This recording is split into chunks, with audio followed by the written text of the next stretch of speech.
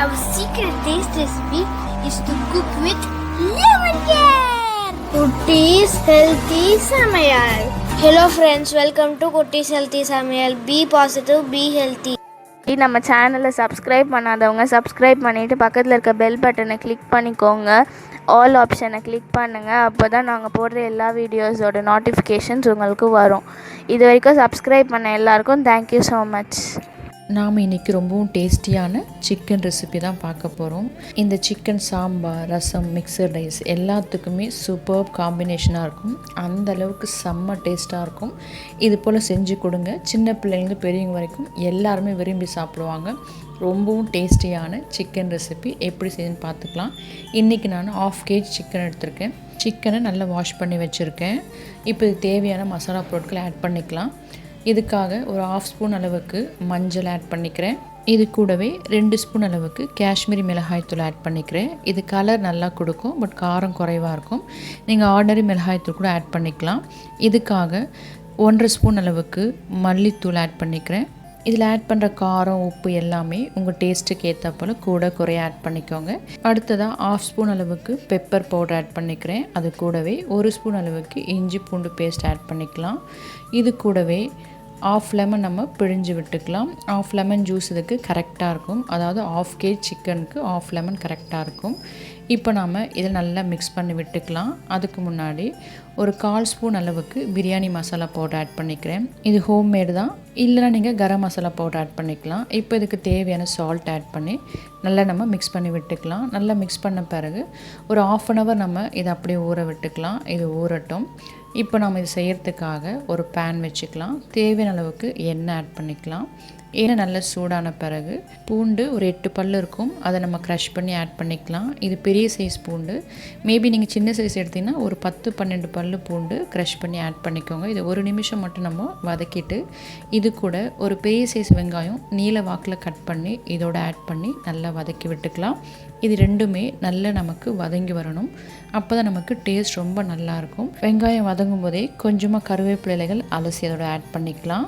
இதையும் சேர்த்து வதக்கும் போது ஃப்ளேவர் ரொம்ப நல்லாயிருக்கும். வெங்காயம் நல்லா வதங்கிறதுக்காக தேவையான அளவுக்கு உப்பு ஆட் பண்ணிக்கலாம். ஆல்ரெடி நம்ம சிக்கனில் உப்பு போட்டு ஊற வச்சுருக்கோம். ஸோ அதுக்கு ஏற்றா போல் கரெக்டாக ஆட் பண்ணிக்கோங்க. இப்போ நல்லா நம்ம வதக்கி விட்டுக்கலாம். இப்போ பாருங்கள், நமக்கு நல்ல கலர் சேஞ்ச் ஆகி ப்ரௌனாக வந்திருக்கு. இந்த ஸ்டேஜில் நாம் ஊற வச்சுருக்க சிக்கன் ஆட் பண்ணிக்கலாம். சிக்கன் மினிமம் 30 minutes ஊற வச்சுக்கோங்க. உங்களுக்கு டைம் இருக்குன்னா 1 hour கூட நீங்கள் ஊற வச்சுக்கலாம். அது இன்னும் நல்லா டேஸ்ட் கொடுக்கும். இப்போ நம்மளோட வெங்காயம் நல்லா வதங்கி வந்துடுச்சு. இப்போ நம்ம ஊற வச்சுருக்கிற சிக்கனை இதோட ஆட் பண்ணி நல்லா மிக்ஸ் பண்ணி விட்டுக்கலாம். நம்ம ஆல்ரெடி சிக்கனை 1/2 hour கிட்ட ஊற வச்சுருக்கோம். ஸோ சீக்கிரமாக நமக்கு வெந்து வந்துடும். இதனால் ரொம்ப தண்ணி வைக்கணும் அவசியம் இல்லை. நான் ஒரு 1.5 கப் அளவுக்கு மட்டும் தண்ணி வைக்கிறேன். இஞ்சி பூண்டு பேஸ்ட் அரைச்சி மிக்ஸி தண்ணியும் அலசியோட ஆட் பண்ணிக்கிறேன். ஸோ டோட்டலாக பார்த்திங்கன்னா 1.5 கப் அளவுக்கு தண்ணி ஆட் பண்ணியிருக்கேன். தண்ணி ஆட் பண்ணப்போ நல்லா நம்ம மிக்ஸ் பண்ணி விட்டுக்கலாம். மிக்ஸ் பண்ணி விட்டு ஒரு மூடி போட்டு வேக வச்சோம்னா சீக்கிரமாக நமக்கு வெந்து வந்துடும். இதில் நாம் லெமன் ஜூஸ் ஆட் பண்ணியிருக்கோம். ஸோ அது ஃப்ளேவரும் டேஸ்ட்டும் ரொம்ப நல்லாயிருக்கும். இப்போ நம்ம மூடி எடுத்து பார்க்கலாம். பாருங்கள், நல்லா வெந்து வந்திருக்கு. தண்ணியில் நல்லா வடிஞ்சிட்ருக்கு. நான் இன்றைக்கி ட்ரையாக தான் செய்ய போகிறேன். நீங்கள் கிரேவியாக செய்யணும்னா அதுக்கேற்ற போல் தண்ணி வச்சுக்கோங்க. பட் ட்ரையாக செய்யும்போது டேஸ்ட் ரொம்ப நல்லாயிருக்கும். இப்போ நாம் ஒரு 3/4 ஸ்பூன் அளவுக்கு பிரியாணி மசாலா பவுடர் ஆட் பண்ணிக்கிறேன். ஆல்ரெடி சிக்கன் ஊற வைக்கும் போதே 1/4 ஸ்பூன் அளவுக்கு பிரியாணி மசாலா பவுடர் ஆட் பண்ணியிருந்தோம். எப்போவுமே இறக்கும் போது ஆட் பண்ணும்போது தான் ஃப்ளேவர் ரொம்ப நல்லாயிருக்கும். அதனால தான் ஒரு 3/4 ஸ்பூன் அளவுக்கு இறக்கிறதுக்கு கொஞ்ச நேரத்துக்கு முன்னாடி நம்ம ஆட் பண்ணியிருக்கோம். இப்போ நல்லா மிக்ஸ் பண்ண பிறகு ஒரு பச்சை மிளகாய் கீரி இதோட ஆட் பண்ணிக்கிறேன். இதுக்கப்புறம் 1 நிமிஷம் அளவுக்கு நம்ம வதக்கினாலுமே அந்த ஃப்ளேவரும் டேஸ்ட்டும் ரொம்ப நல்லாயிருக்கும். பச்சை மிளகாய் உங்கள் காரத்துக்கு ஏற்றாப்புல கூட ஆட் பண்ணிக்கலாம். சின்ன பிள்ளைங்க சாப்பிட்ற தொட்டு நான் விதைகள்லாம் நீக்கிட்டு தான் ஆட் பண்ணுறேன். நீங்கள் விதைகளை கூட ஆட் பண்ணிக்கலாம். அடுத்ததாக இது கூடவே கொஞ்சமாக கொத்தமல்லி இலைகள் ஆட் பண்ணிக்கலாம். ஆட் பண்ண நல்லா ஒரு மிக்ஸ் கொடுத்துக்கலாம். அடுத்ததாக ஸ்டவ் ஆஃப் பண்ணுறதுக்கு முன்னாடி 1/2 ஸ்பூன் அளவுக்கு பெப்பர் பவுடர் ஆட் பண்ணிக்கலாம். ஆட் பண்ணி நல்ல ஒரு 2 minutes அளவுக்கு மிக்ஸ் கொடுத்துட்டு நம்ம ஸ்டவ் ஆஃப் பண்ண போகிறோம். கடைசி இறக்கும்போது கூட நீங்கள் கொத்தமல்லி இலைகள் ஆட் பண்ணிக்கலாம். நான் முன்னாடியே ஆட் பண்ணிட்டேன்.